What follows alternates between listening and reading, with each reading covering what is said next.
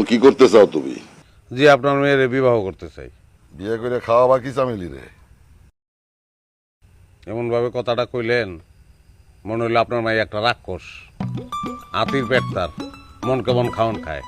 আমার ফ্যামিলিতে আমি, আমার মা আর আমার ছোট বোন, আমরা তিনজন যদি খাইয়া বইরা থাকতে পারি সেও পারবো। আপনি দিয়া দেন চামেলিরে। কি দিয়ে দেবো? চামেলিরে আমার স্ত্রী হিসেবে দিয়ে দিবেন। দেখেন খাওয়াইতে পারবো কিনা, পড়াইতে পারবো কিনা সেই কথা আমি বলতে চাই না, কিন্তু একটা কথা আমি গ্যারান্টি দিয়ে আপনার বলতে চাই, আমি আরো কষ্ট দেবো না। দিয়ে দেন, আপনি দিয়ে দেন ওরে। ছাড়ো তো, ছাড়ো ছাড়ো। ফেলে দিছেন না? হ্যাঁ, এক কাম করো, একটা পাসপোর্ট বানাইতে দাও। কে?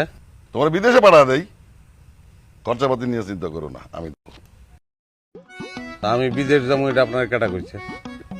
বিদেশে না গিয়ে করবাটা কি? আয় রোজগার তো কিছু করা লাগবো নাকি? তুমি যে এই দেশে কিছুই করতে পারবে না সেটা আমি খুব ভালো করেই জানি। যাও বিদেশ যাও, বছর 5 থাইকে আসো, তারপরে সুন্দর মতো ফ্যামিলির বিয়ে করো। আচ্ছা আমি বলদ না আমার বাপে বলদ কোন তো? এখানে আমার বলদের কথা উঠলো কিসের জন্য? আপনার চালাকাটি আমি বুঝতেছি না। আমারে বিদেশ পাঠায় দিয়া আপনি ওই বাকি বিল্লার লগে ফ্যামিলির বিয়ে দিয়ে দিবেন? হ্যাঁ, আপনার মাথায় তো ভালো বিলেনি চাল। শোনেন, এই গল্পের হিরো কিন্তু আমি। এইসব ভিলেনি করে কোনো লাভ হইব না। এখানে ভিলেনের কি হইল?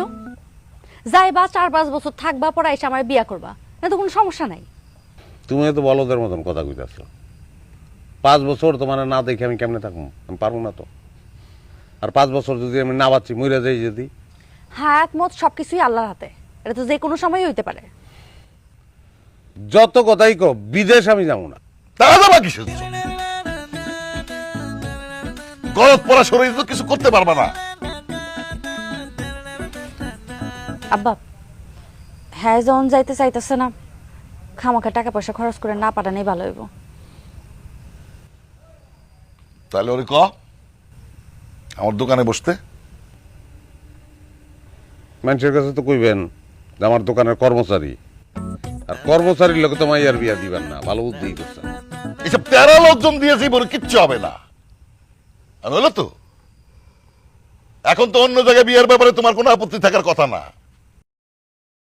আব্বা, প্রেম করছি আমি নিজের সিদ্ধান্তে,